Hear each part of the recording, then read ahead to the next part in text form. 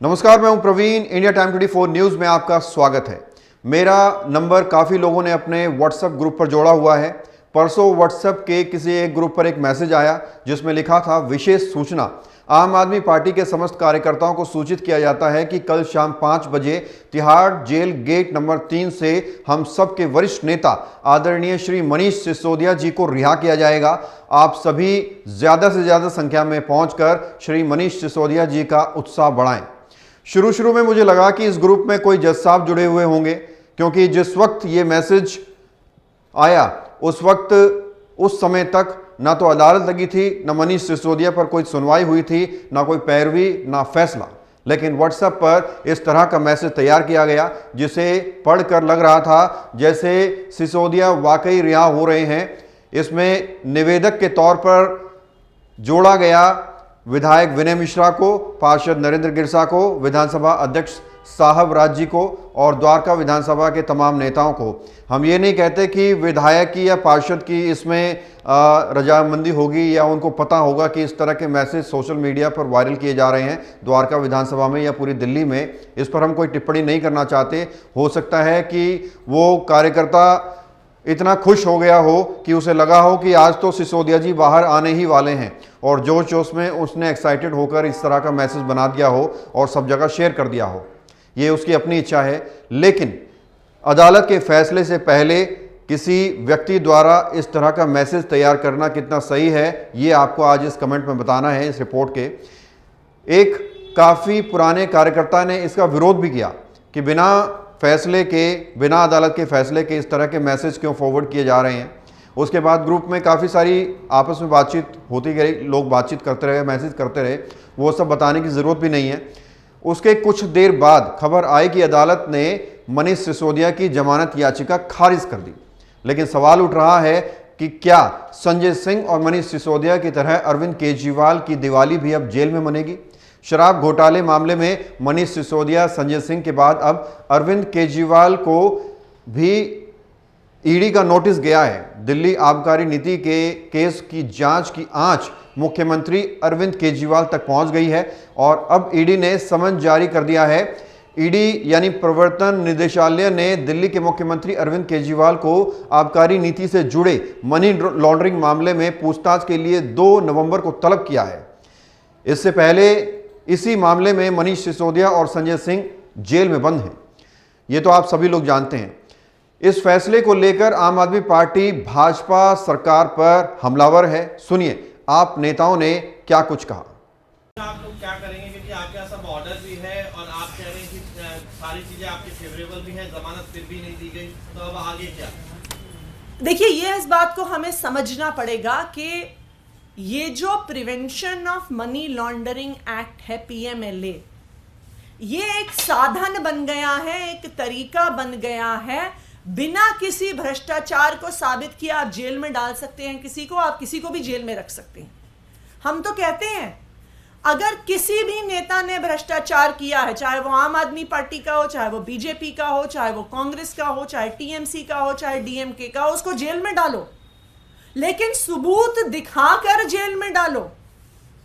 PMLA के माध्यम से, जो PMLA का सेक्शन 45 है, वो बिना किसी सबूत के, बिना कुछ आरोप साबित हुए ईडी को एक माध्यम देता है किसी भी व्यक्ति को जेल में डालने का और जेल में रखने का।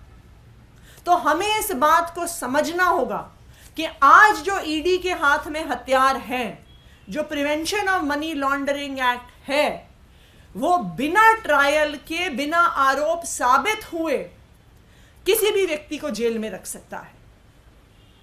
इसीलिए जो कल का ऑर्डर आया है उसमें इतना कुछ खारिज होने के बावजूद बेल नहीं मिली है, क्योंकि ईडी के हाथ में एक ऐसा हथियार है कि उन्हें अपने आरोप साबित करने की जरूरत नहीं। कल सुप्रीम कोर्ट ने भी कहा है कि एंडलेसली एड इन्फिनिटम आप बिना ट्रायल के किसी को जेल में नहीं रख सकते हैं।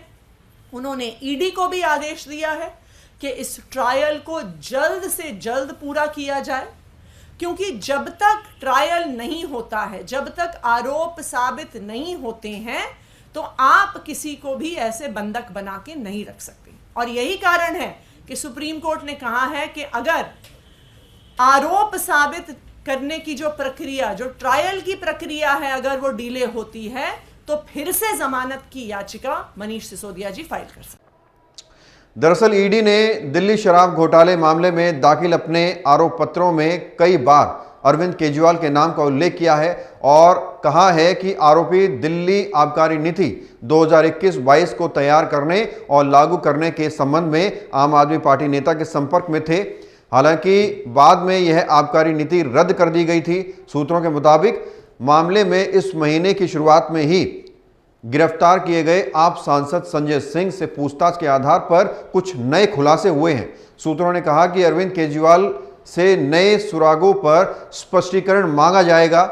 यही वजह है कि उन्हें पूछताछ के लिए बुलाया गया है। अब लेंगे एक बहुत ही छोटा सा ब्रेक और ब्रेक के बाद आपको सुनवाएंगे आप नेता सौरभ भारद्वाज ने क्या कुछ कहा। भगत चंद्रा हॉस्पिटल विश्व की सभी आधुनिक और बुनियादी सुविधाओं से परिपूर्ण एक world class multi speciality hospital Mahavir enclave Palam Dabri road पर स्थित साउथ वेस्ट दिल्ली का एकमात्र मल्टी स्पेशलिटी हॉस्पिटल, जहां 24 घंटे आपकी सेवा में उपलब्ध हैं वेल क्वालिफाइड डॉक्टर्स और हेल्पिंग स्टाफ। डॉक्टर CM भगत द्वारा स्थापित भगत चंद्रा हॉस्पिटल आपकी सेहत का ख्याल रखना ही इसकी प्राथमिकता है, वो भी अफोर्डेबल रेट्स में।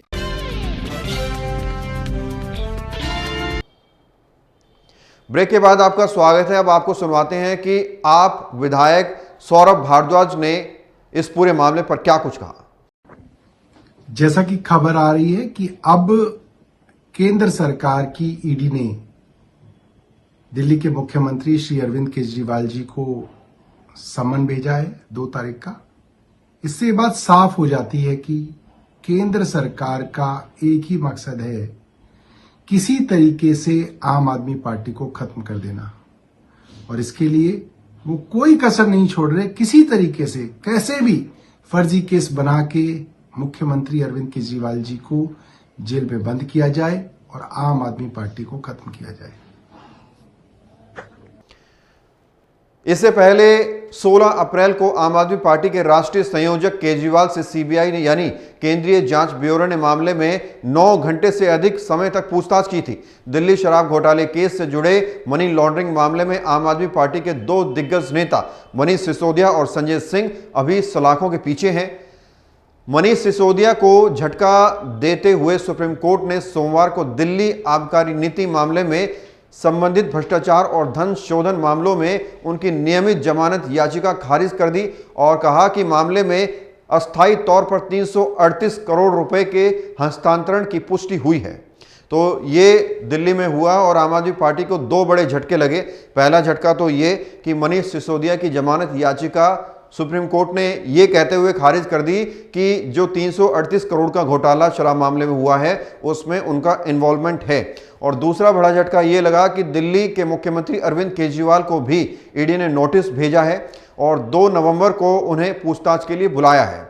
और इसके बाद अब आप देख ही रहे होंगे कि सोशल मीडिया पर आम आदमी पार्टी के तमाम नेता बीजेपी पर हमलावर हो रहे हैं और आने वाले समय में इसमें जो भी अपडेट होगी इंडिया टाइम 24 न्यूज़ आप तक सबसे पहले पहुंचाने की कोशिश करेगा।